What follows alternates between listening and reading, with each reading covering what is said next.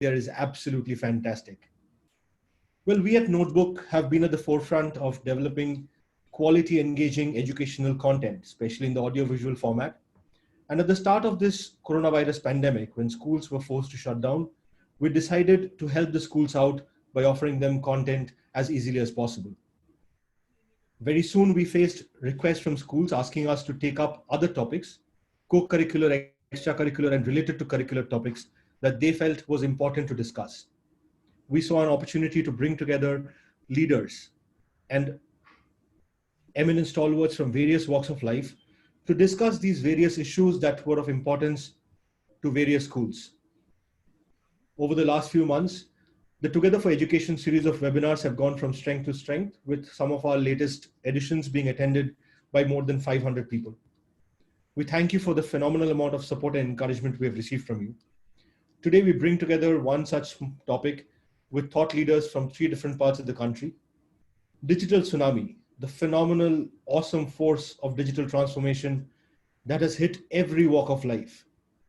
Today, be it talking to a friend, sending a picture, even clicking a photograph, asking for food, calling for a cab, everything has gone digital. I have recently heard somebody talk about a student who opened a book and with 2 fingers was trying to pinch zoom a page so that he or she could try to see the picture better. That's how far digital has gone. We are part of that transformation. We provide digital means of accessing quality educational content. So before we start with the session today, I will take a few short minutes to show you a small clip of one of the notebook videos. This is from class 11 history. I hope you enjoy this. The Abbasids had fought against the Umayyads because of their monarchic rule. However, they were forced to retain the centralized nature of the state to fulfill the needs of the government and the empire. They had to re-establish monarchy to administer the government smoothly. Since the 9th century, the Abbasid state slowly lost its power and prestige. Baghdad's control over the distant provinces declined. There was conflict between pro-Arab and pro-Iranian factions in the army and bureaucracy. There were power struggles between Shiism and the Sunni orthodoxy. Some dynasties of Persian or Iranian and Turkish origin, like the Tahirids and Samanids in Khorasan and Transoxiana, and the Tulunids in Egypt and Syria, grew in prominence. The power of the Abbasids soon became restricted to central Iraq and western Iran. Then, the Buyids, a Shiite clan from the Caspian region of Iran, captured Baghdad. The Shiite dynasty of the Fatimids captured Egypt in 969 and formed the Fatimid Caliphate. Kahira or Cairo replaced the old capital of Egypt, Fustat. Similar economic and cultural traits could be found in the Islamic society between 950 and 1200. The empire remained united by separating state and society, by choosing and developing Persian as a language of Islamic high culture, and by initiating matured dialogues between different intellectual traditions. Merchants, artists, and scholars traveled to different parts of the central Islamic lands and brought the cultures of different places of the vast empire in contact with each other.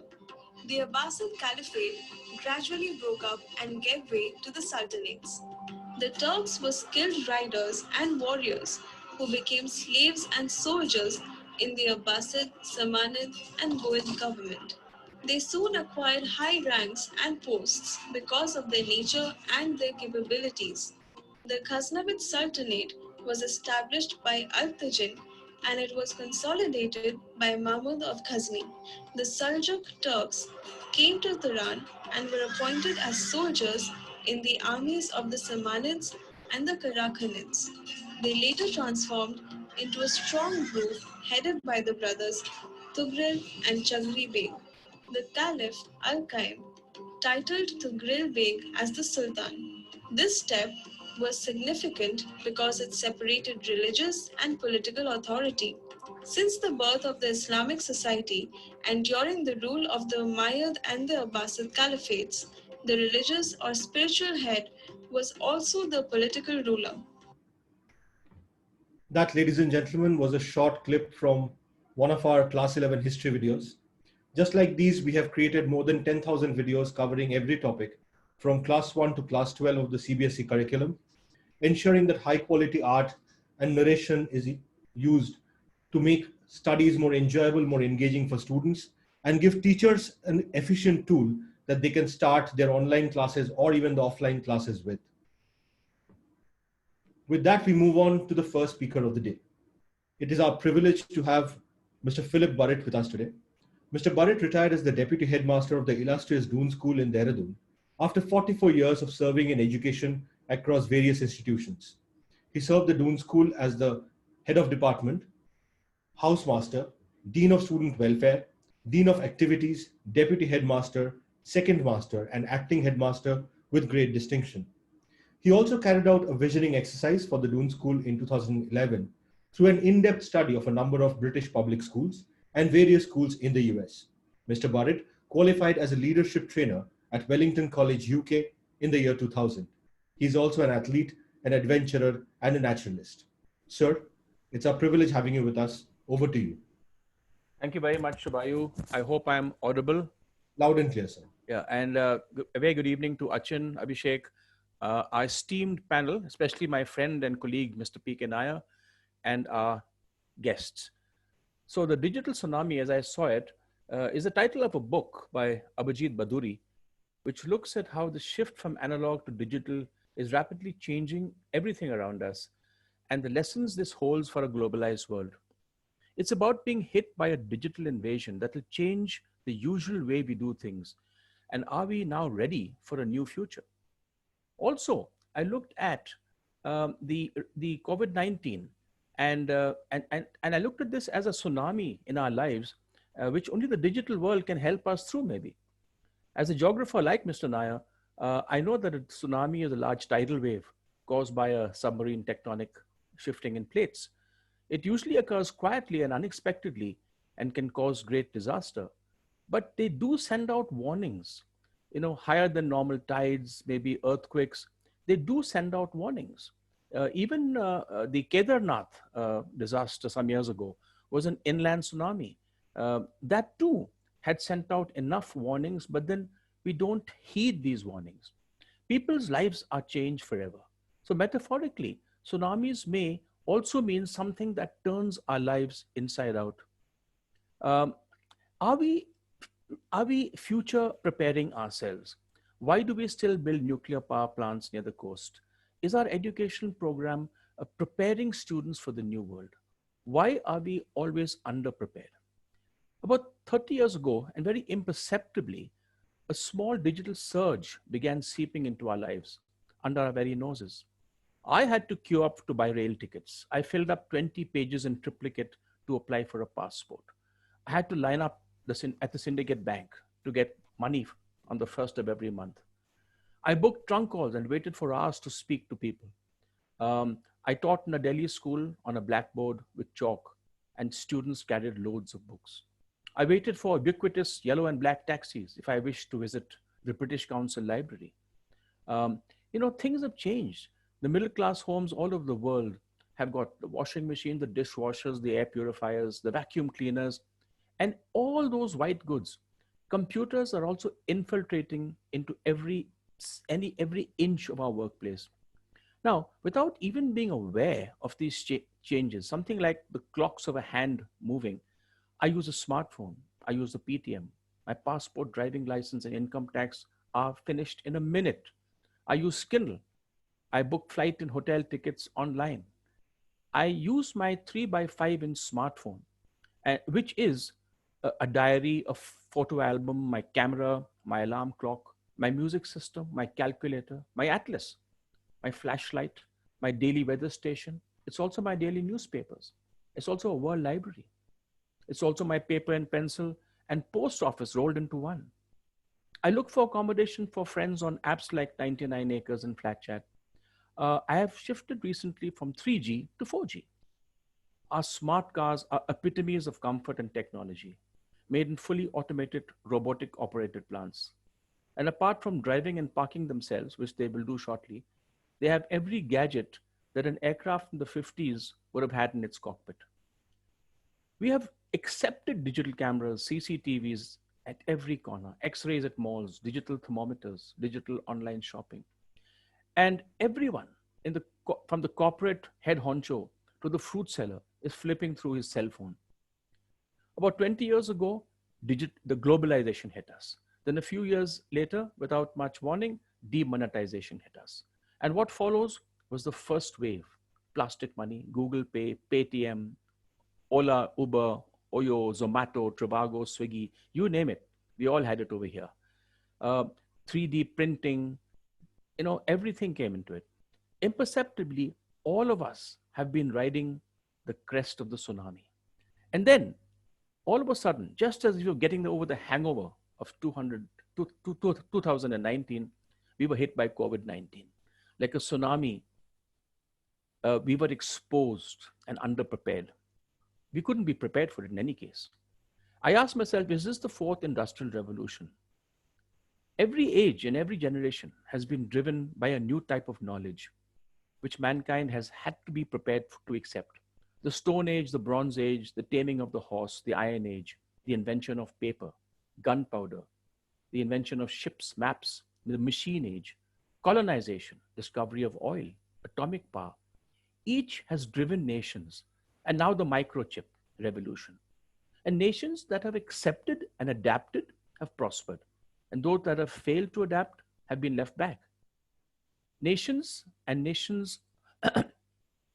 it's your adaptability that counts. Even each of the big changes have ushered in a new world order, and new technocrats have changed the lives of people and created new jobs. And just as the Stone Age did not end because of a lack of stones, the oil age will not end for a lack of oil. But there's something new waiting in the wings: the digital age. Some scientists argue that the tsunamis and natural calamities may be nature's way of warning us of massive changes.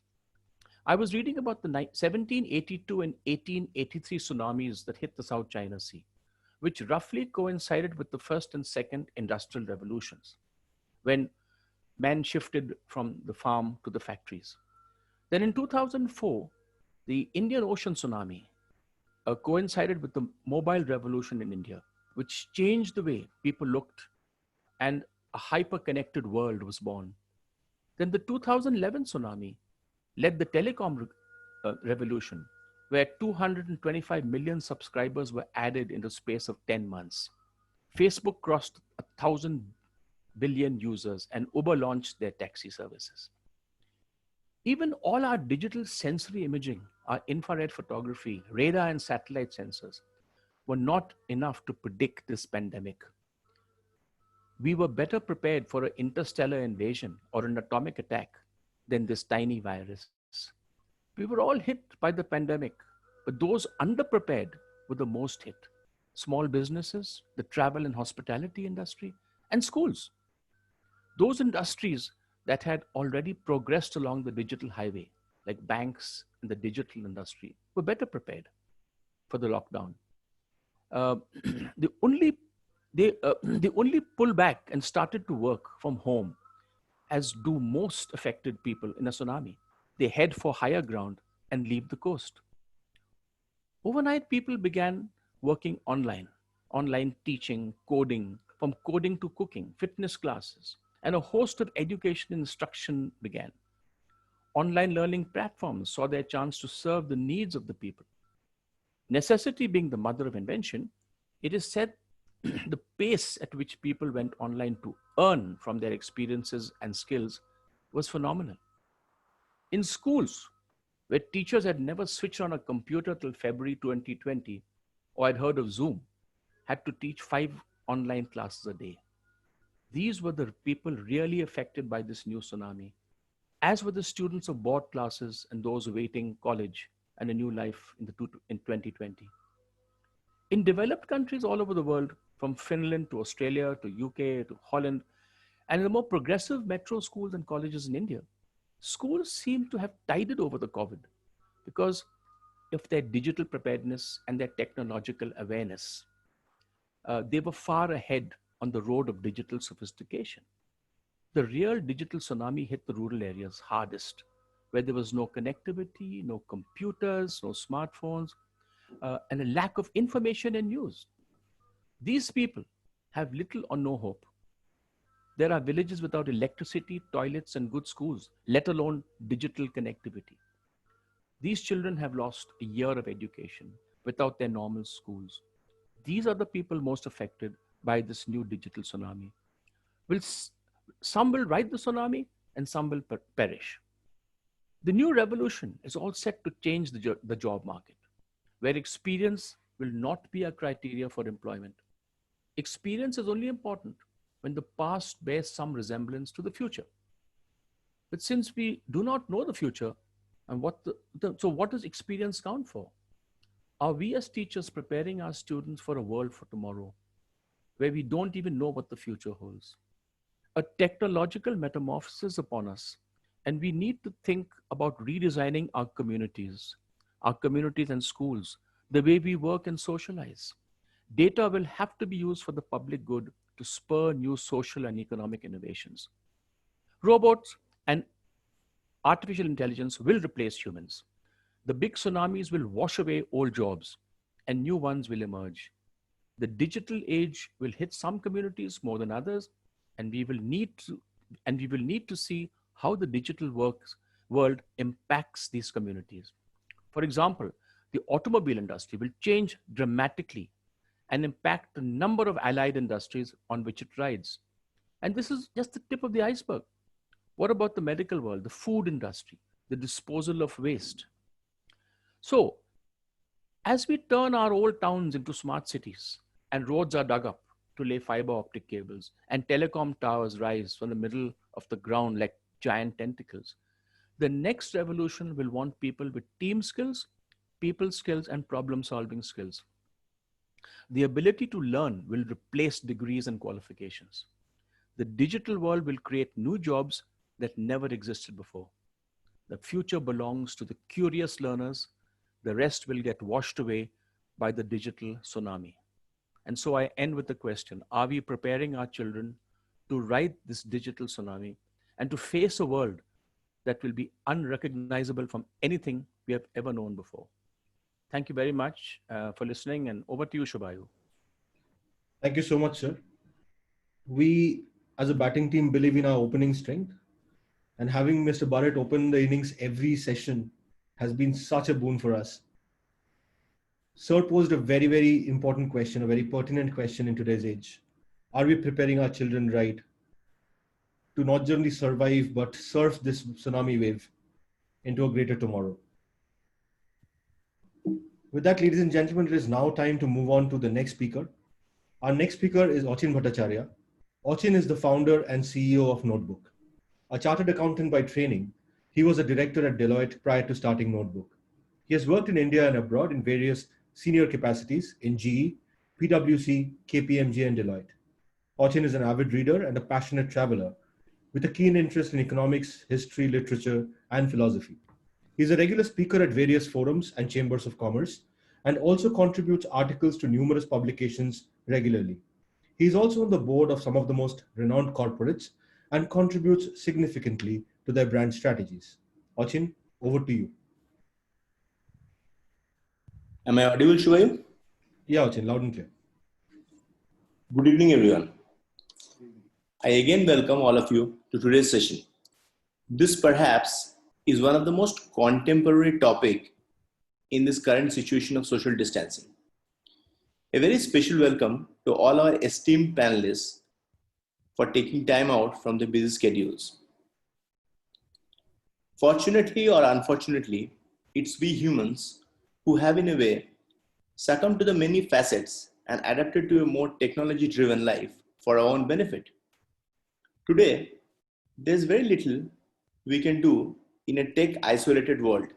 A global traveler, for instance, needs to remain Wi-Fi connected for business and personal reasons.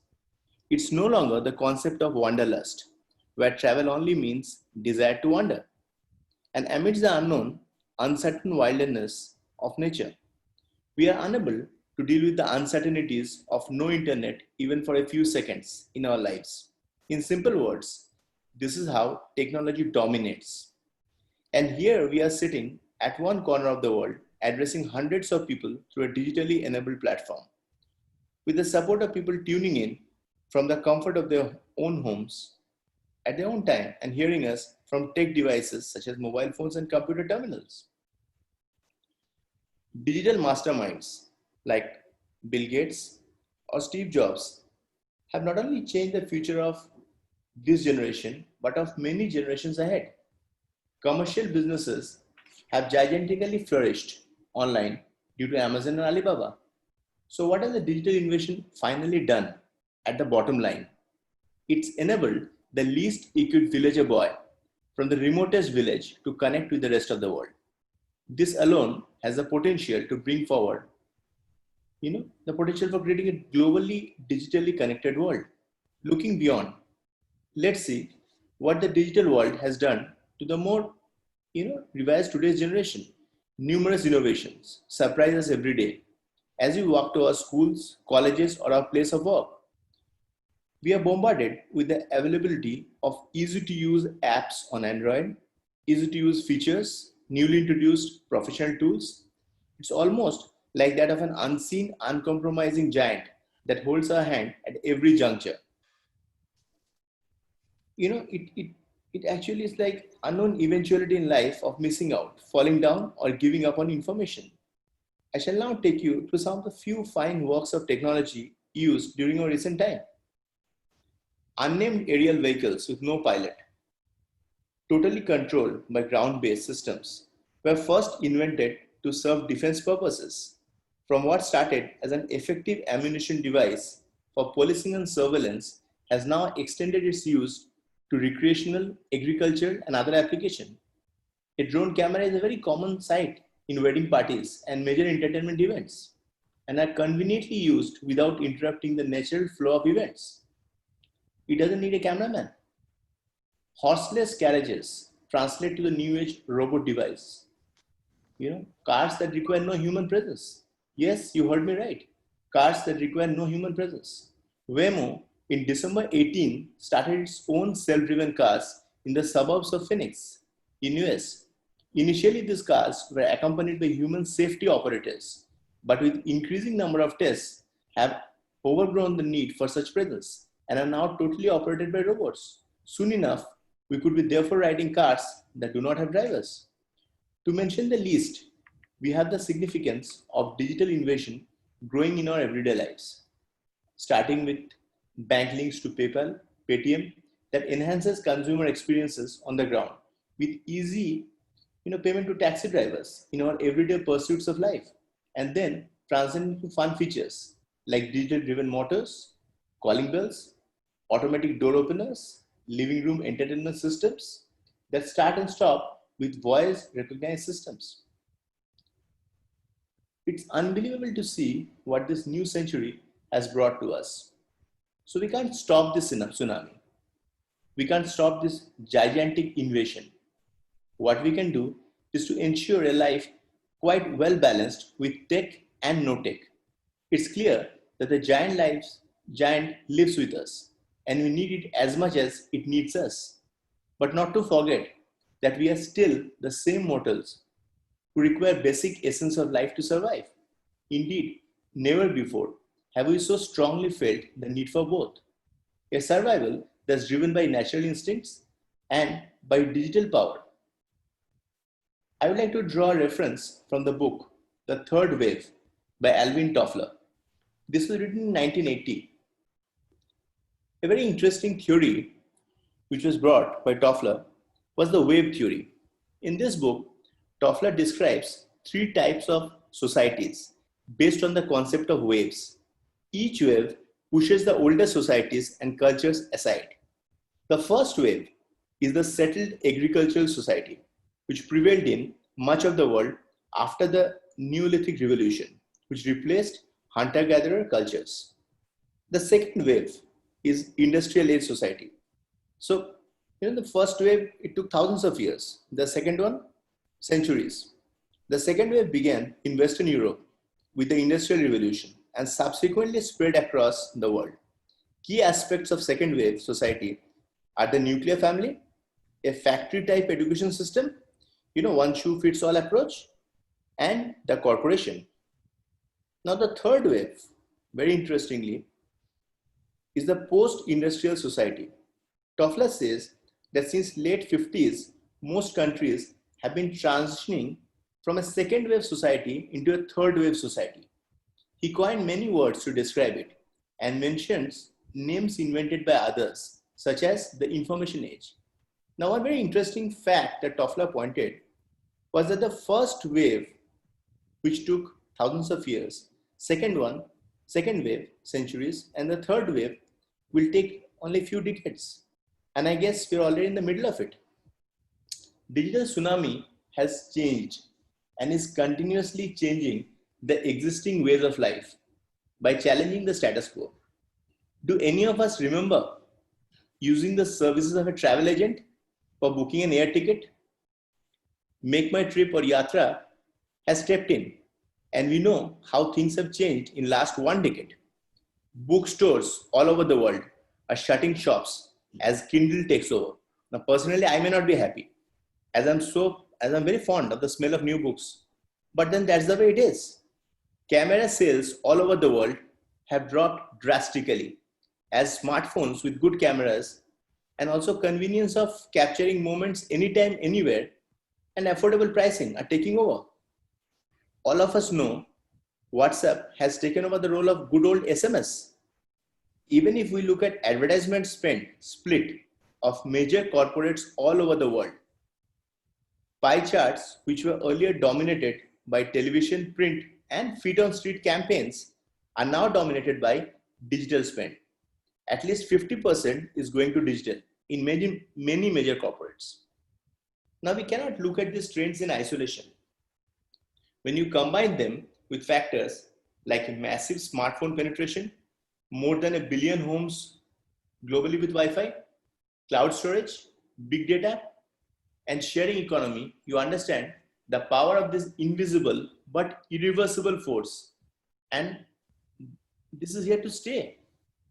Actually, the concept of sharing economy has gathered momentum as a new kid in the block and has brought back the memories of resource sharing in good old joint families in a much bigger way, with the whole world pulling in resources to optimize costs, avoiding capital expenditure and saving the planet. In fact, the new generation really cares about it. It's close to their heart, this cause. Thus today, there are millions of people who believe in booking an Uber rather than maintaining a car for a 30-minute commute to workplace and keeping it parked the whole day. Likewise, an extra room in the house is being let out to Airbnb so that an overnight traveler gets an affordable accommodation. Thus, our little smartphone has become the one-point contact for everything, from shopping for groceries to booking a holiday, to finding a life partner, to booking a haircut, to getting packers and movers for shifting houses. The solution lies in that small device. Internet of Things has really caught up, from smart TV to smart homes, to motorways of the future, which will warn us of congestion ahead. Efficiency is the name of the game. Amazon, incidentally, is adding more capacity every day than the total capacity it had 10 years back. And I hope that's self-explanatory. Disruption is here to stay.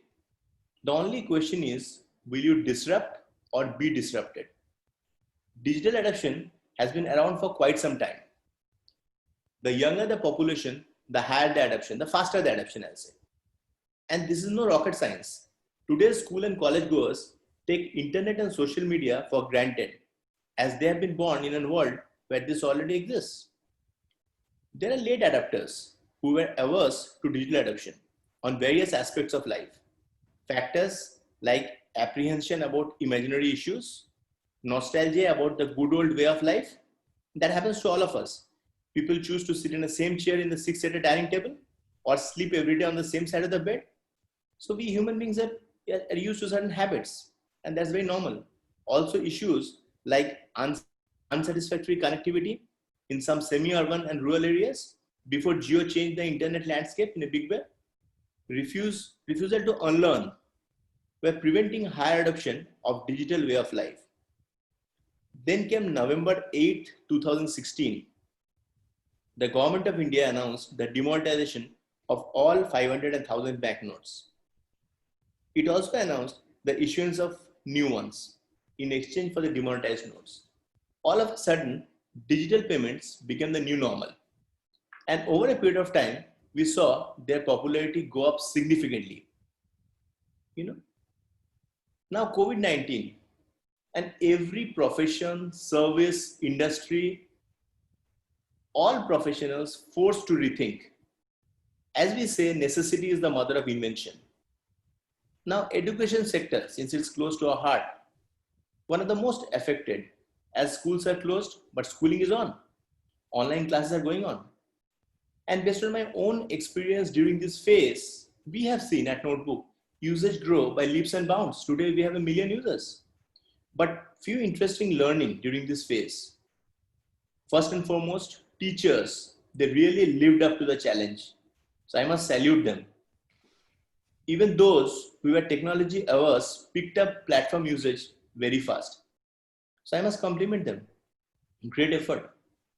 We reached out to schools and teachers and told them to use Notebook as a basis for initiating more meaningful and engaging discussions so that teachers don't have to build the content from scratch. That really helped. Also, I see parents much more actively involved in child's learning. With thousands of mails that we get from them every week, I'm sure that in many cases, they had to step into the shoes of the educator and help with setting up of online classes, especially younger students. I'm sure many of them appreciate what a teacher goes through entire day. It's very important to understand that digital technology is an enabler in education. It doesn't replace the teacher, but it definitely acts as an aid for quality education to be imparted anywhere, anytime.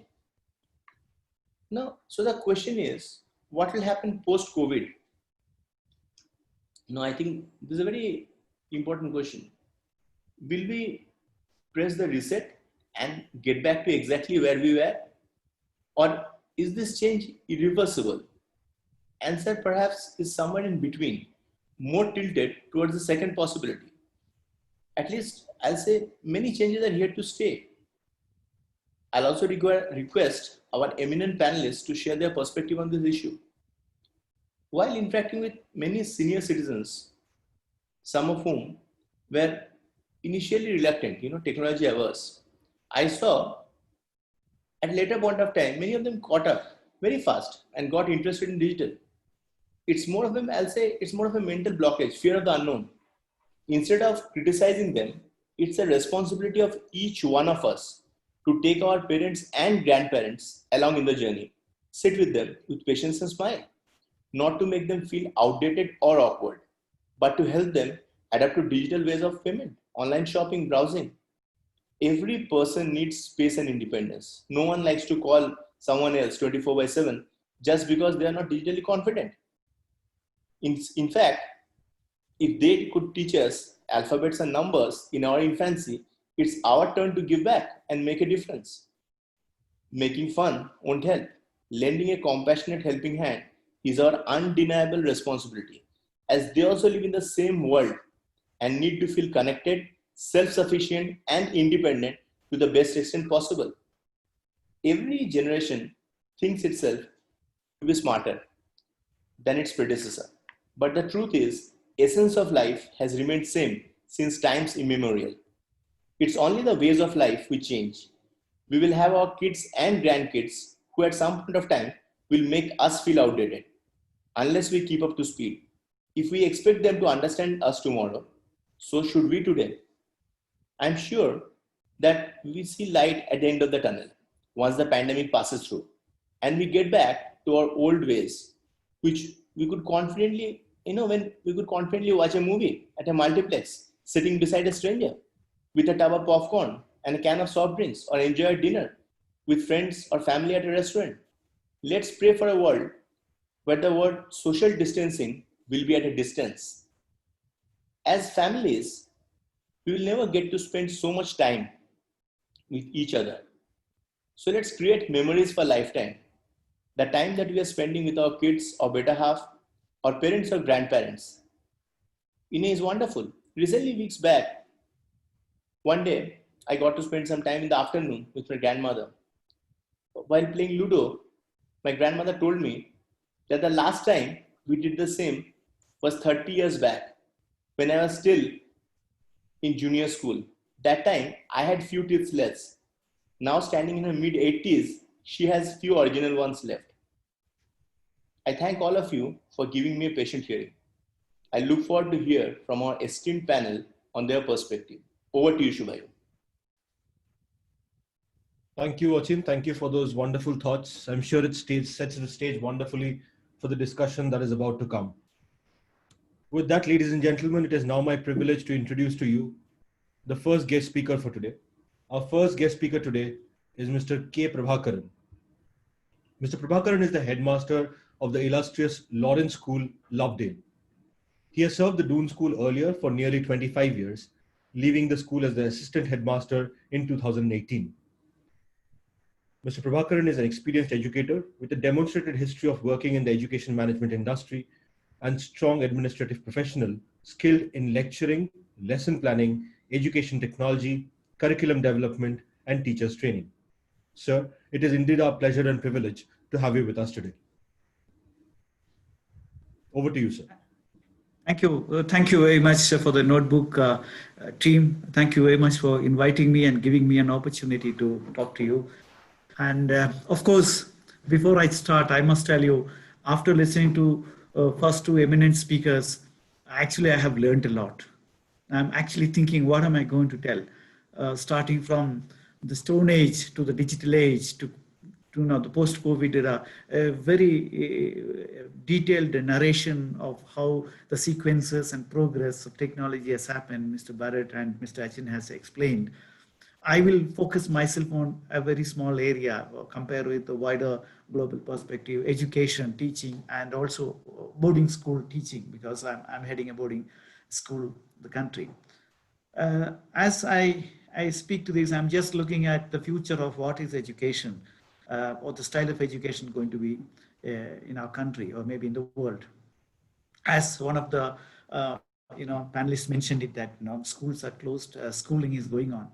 It's fine, we can say that, but schooling is not just some information, transacted to electronic screen or some video coverage or something. Education is much more than all these things.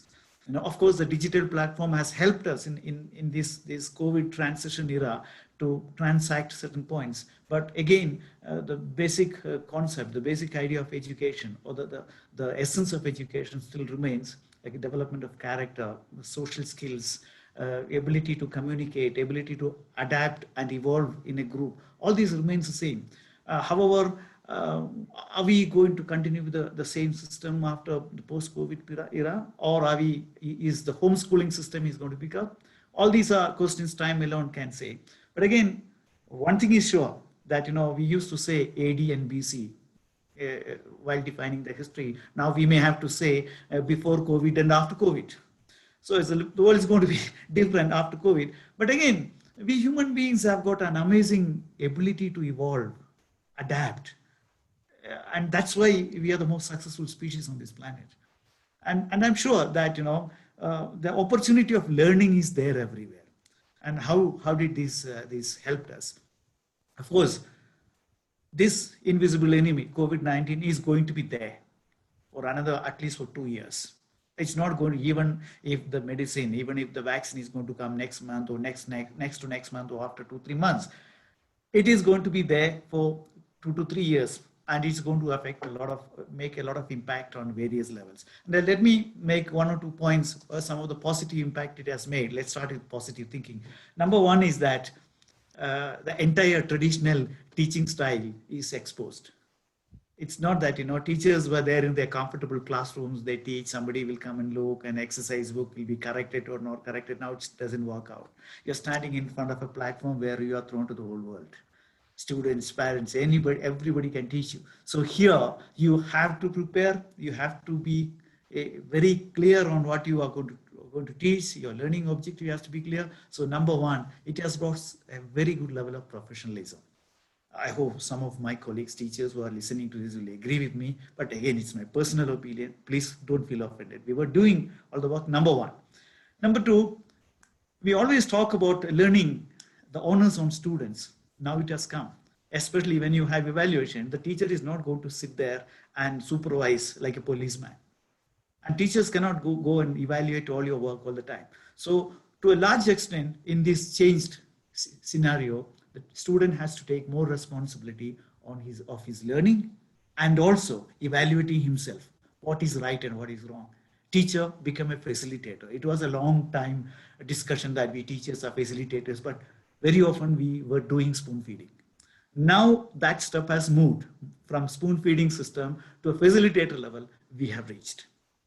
Then another important issue is the teachers who had some sort of mental block towards using technology, they moved out and they have realized it. That's it.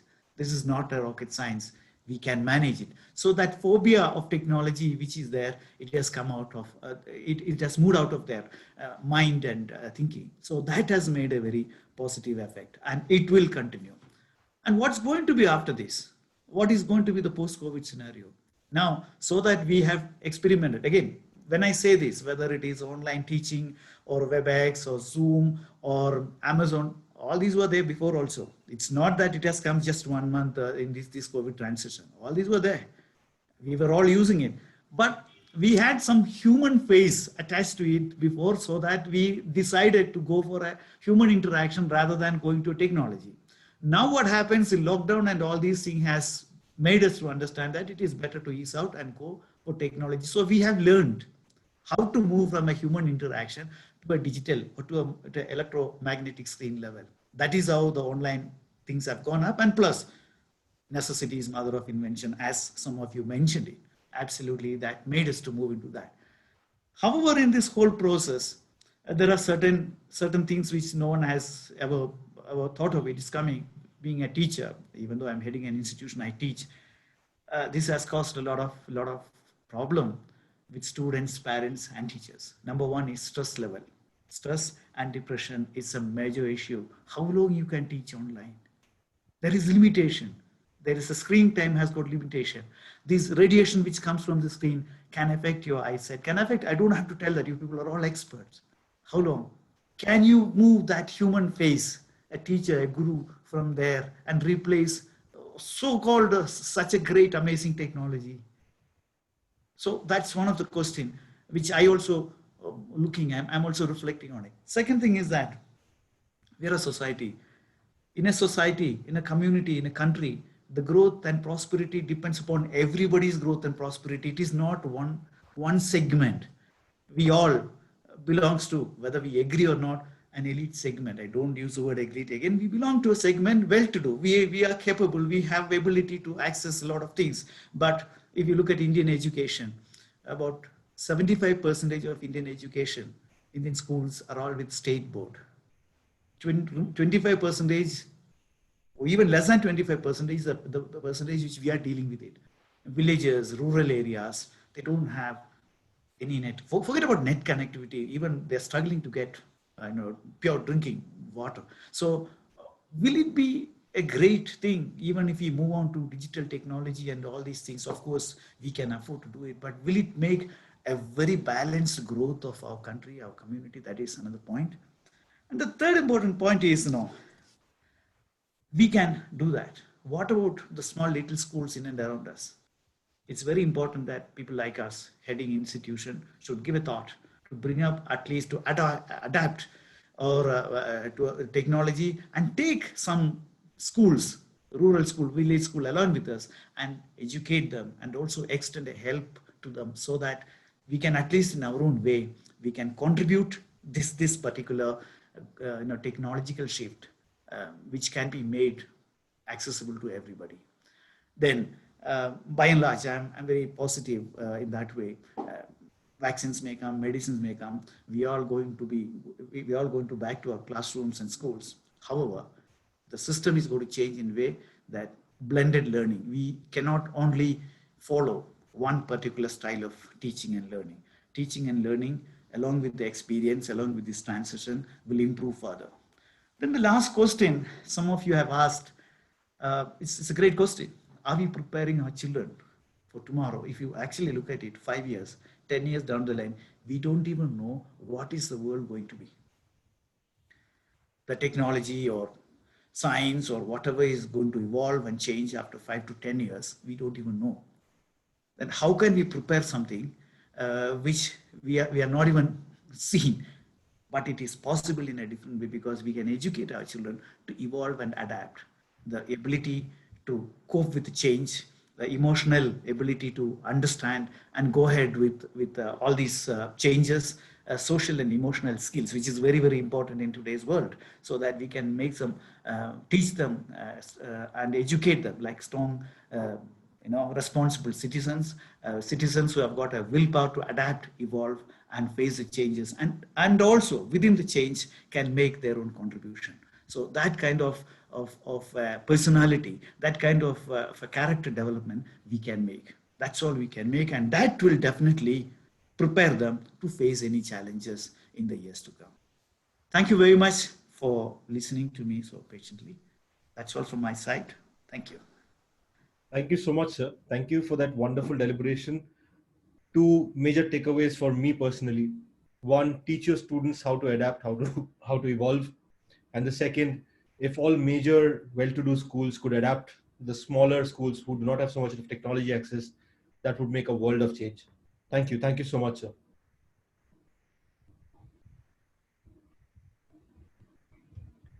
With that, ladies and gentlemen, we now invite our next guest speaker for his session. Our next guest speaker is Mr. Jayanta. He is the principal of the Modi Public School in Siliguri.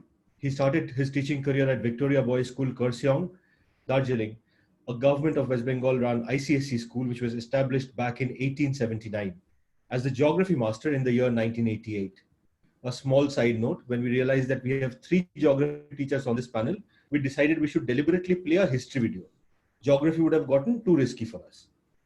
He took over the charge of the same school as headmaster in 2003. He took VRS in 2014 and then joined the Modi Public School Siliguri, a CBSE senior secondary day-cum residential school, as founder principal in 2014. He also takes a keen interest on environmental issues. Mr. Pal, it's a privilege having you with us today. If I could please ask you to come and say a few words. Thank you, the notebook team.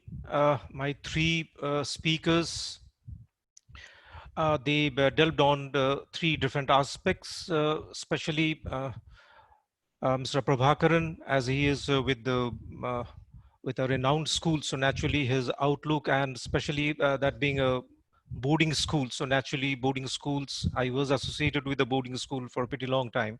So boarding schools have their own problem, and the day schools have their own issues.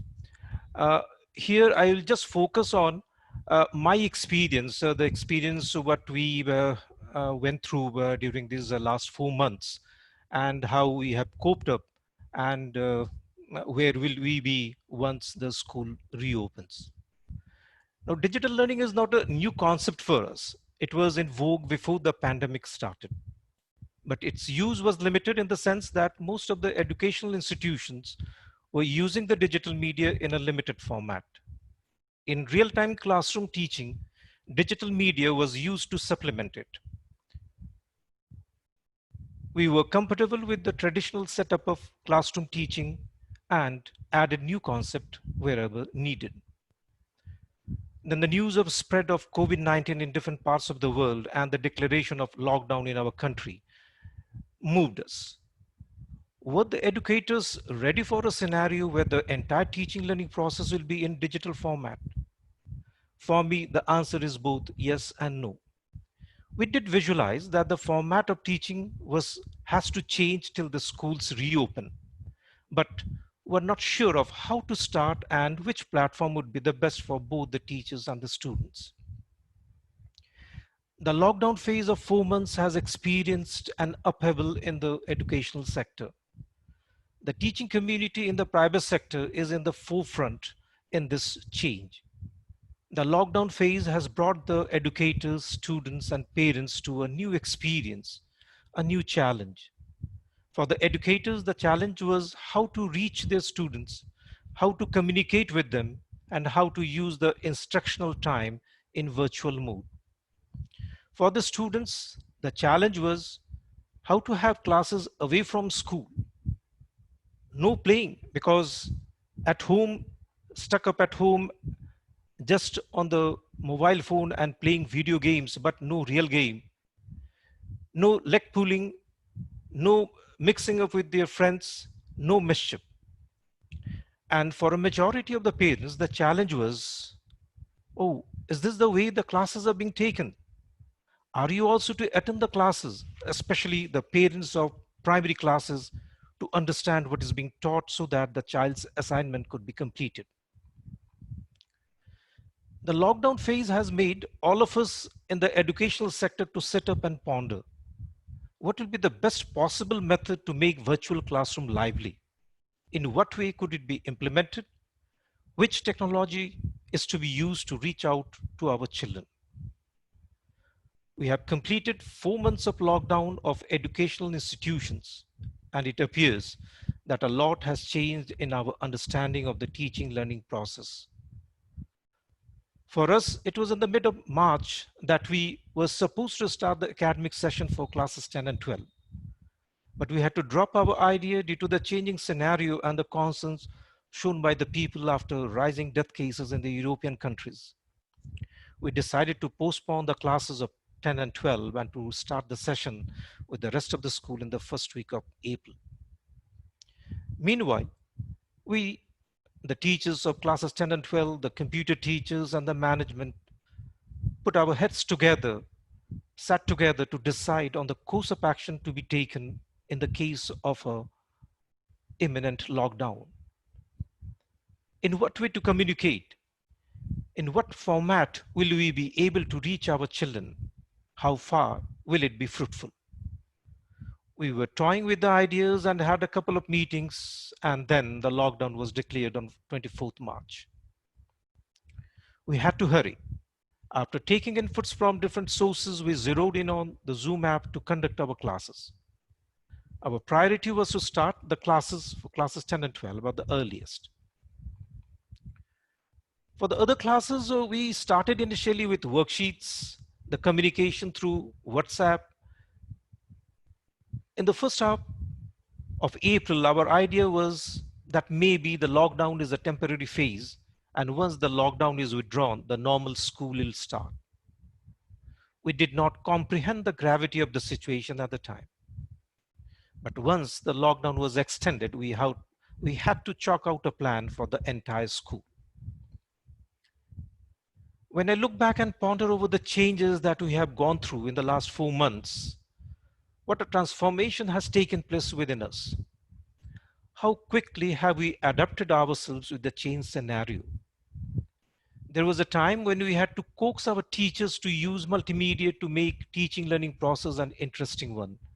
And now we find our teachers spending time to collect study materials to make their classes interesting. Attending webinars to enrich themselves in order to enrich their virtual classes. Definitely a big leap for the teachers.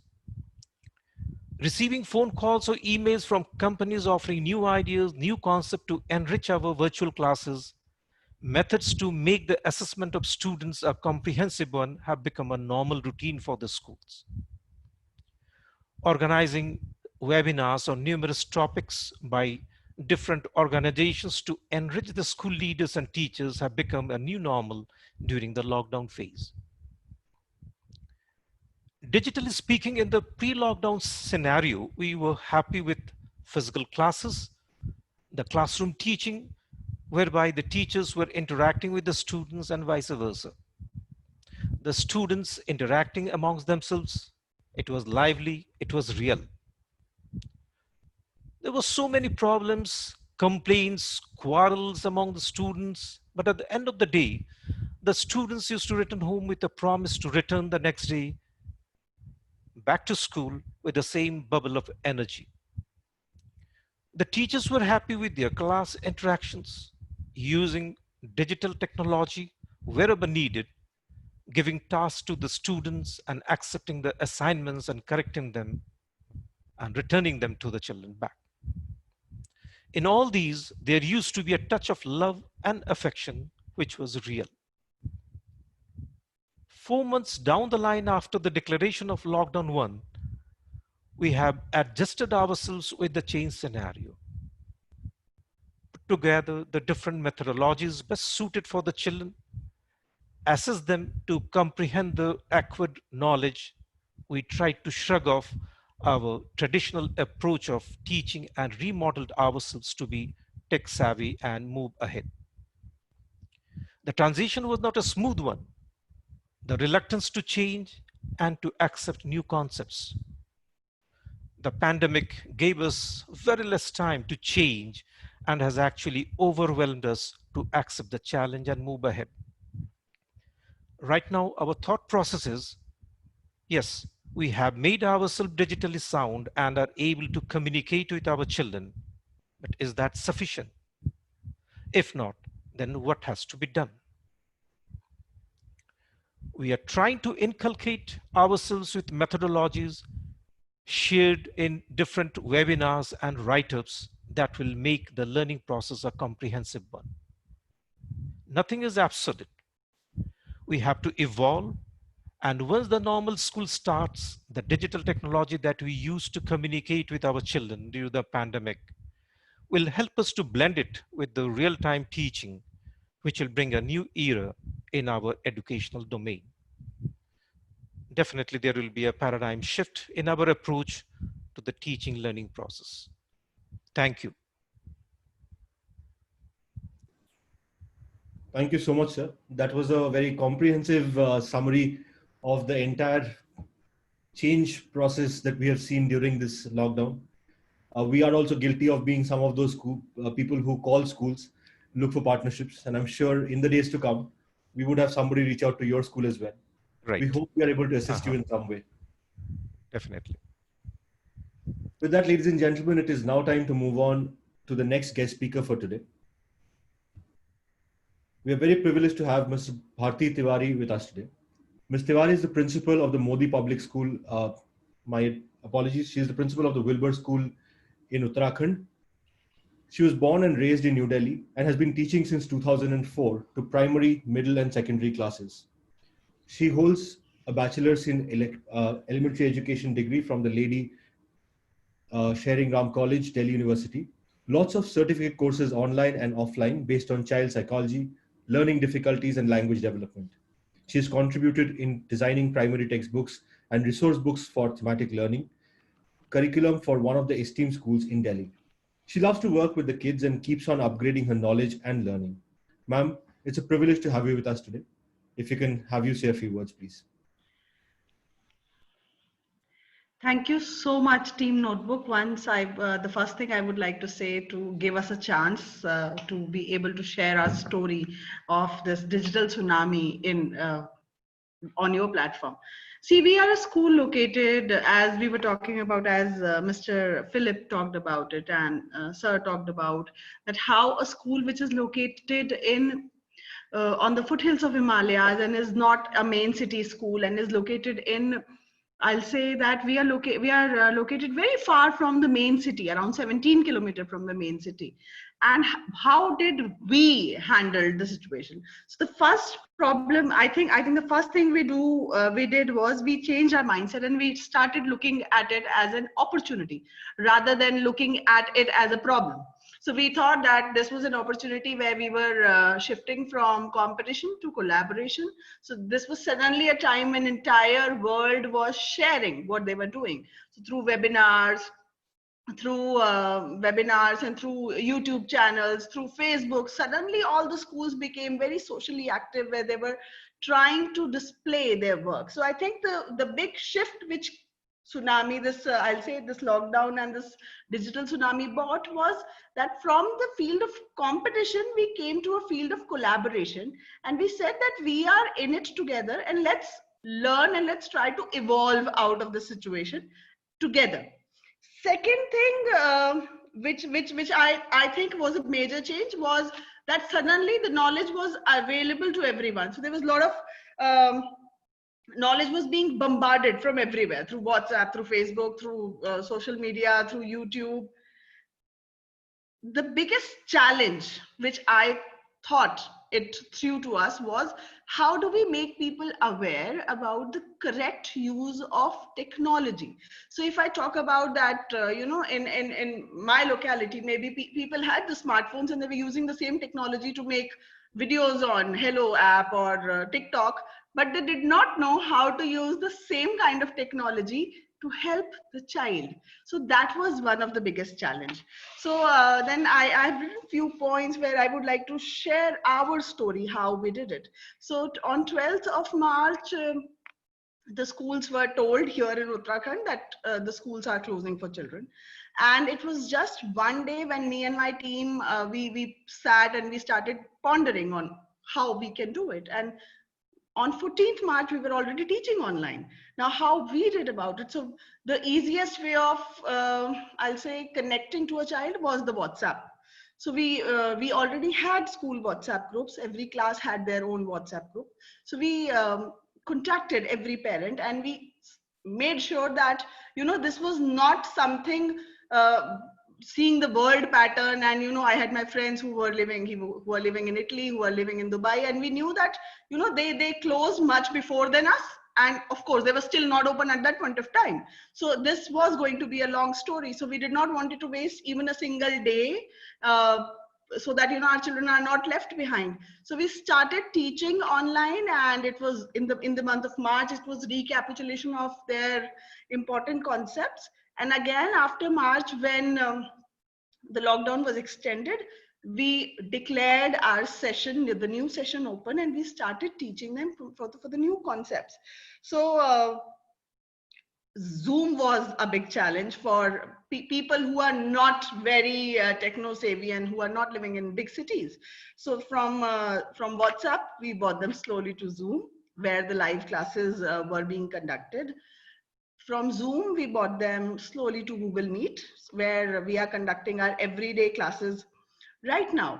And then it was not just the challenge for the parents, but also it was the challenge for the teachers to sharpen their skills. So, suddenly I was telling my teachers that the courses which I used to do 4 years ago online are now available to you on Indian platforms also, and you don't have to pay for the certification and everything. So start doing it. So we all came together on a platform where we were learning through Diksha, through Swayam, through Coursera, through edX, every platform you name, and we were learning. Now, I think this was also a time in which brought parents and teachers unanimous that this online learning is here to stay. And we have to adapt to it, we have to adopt it, and then we have to evolve in it.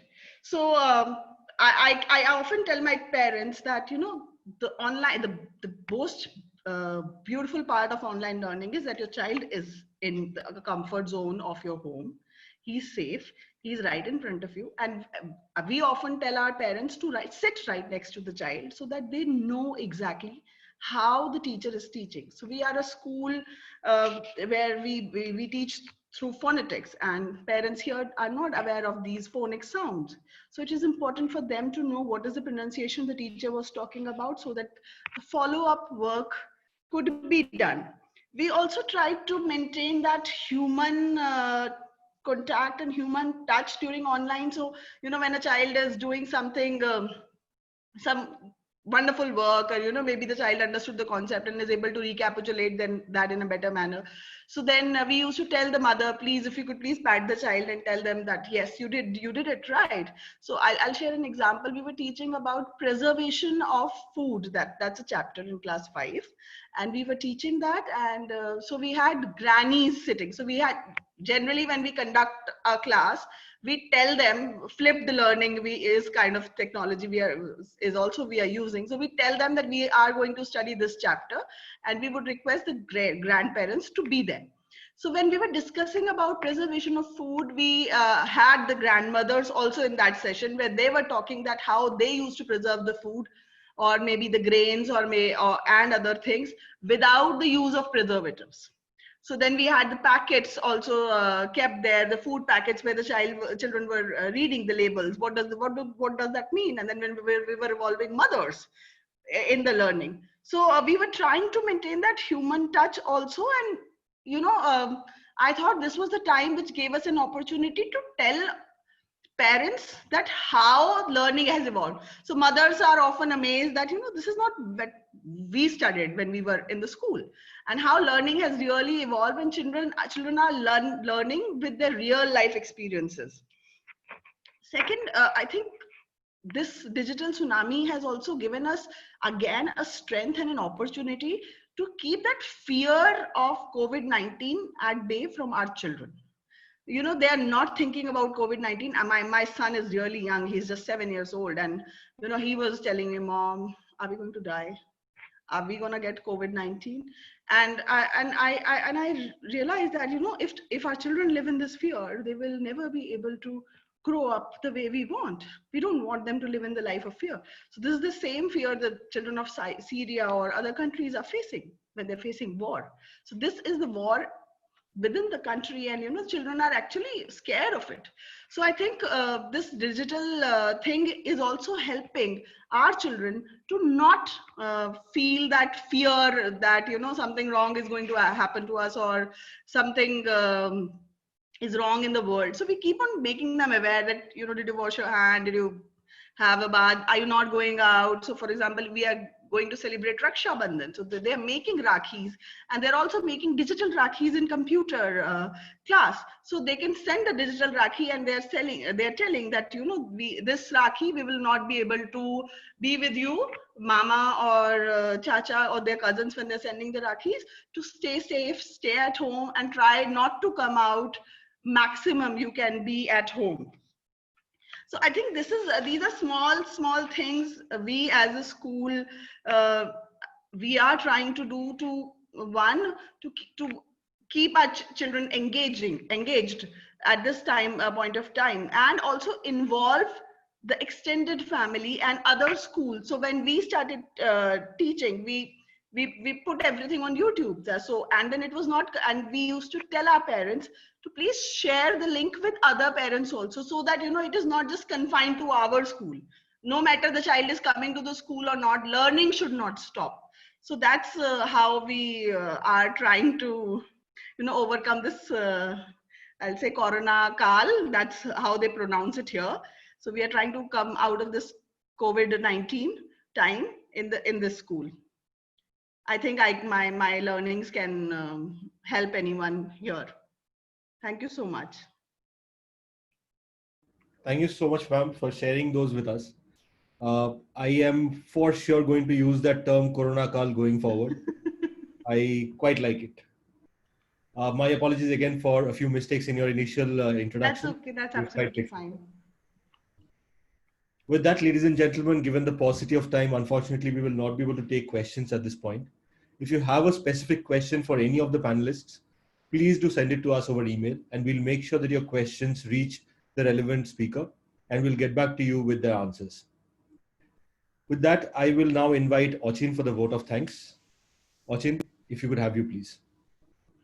Sure. I think very relevant and insightful session we had today. But it's a great flying start. Really like your examples and practical perspective. Thank you so much. Mr. Prabhakaran, really like how you explained that in a society, growth depends on everyone's growth. Couldn't agree more with that. Balanced growth of the community, really important. Thus, innovative concepts like adapting small village schools and helping them adapt to technology is wonderful. It's a great way of giving back. And a very interesting point you raised, that how will the world be after a decade? Domain skills may indeed change. We really don't know how the jobs of future will be a decade or 2 decades from now. But I'm sure that, as you rightly mentioned, social and economic skills and character building, really these are skills which will help in long run. Mr. Jayanta Paul, we at Notebook completely agree that teaching community has indeed been at the forefront. of adapting to this and ensuring the schooling is on. And I'm sure all stakeholders, teachers, parents, and students had their own share of challenges. And I believe all of us really sat up and deliberated on the way forward. Indeed, it has been a radical transformation, and teachers have adapted really quick. We need to give them credit for that. And as we step ahead, it's not only a leap, rather they have leapfrogged. Nothing is absolute, and I'm sure we will evolve. A blended approach of online and online would really help. Ms. Bharti Tiwari, changing mindset and looking at it as an opportunity to collaborate. Wonderful. That's the spirit which I'm sure all of us agree to. What I really liked about your approach is the fact that your reaction and the way you handled it, the entire situation was very positive and proactive.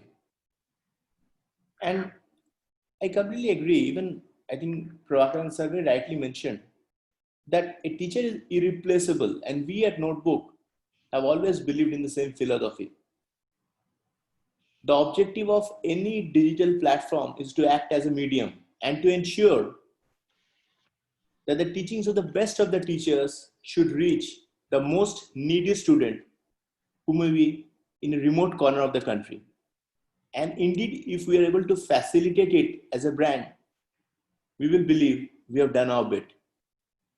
The objective can be never ever to replace a teacher, but to support and supplement him or her, and to ensure that their good work reaches those who really need them. With this, I also thank the audience for being with us here today evening. It has been great support from you in every session, even 0-hour debates that we are having now. Incidentally, today, just before this session, we saw, I think, more than 450 participants in our debate. I think great support from each one of you in our endeavors. We at Notebook are really humbled. Couldn't be more thankful than this. With this, we'll close the session of the day. Thank you, take care, and goodbye.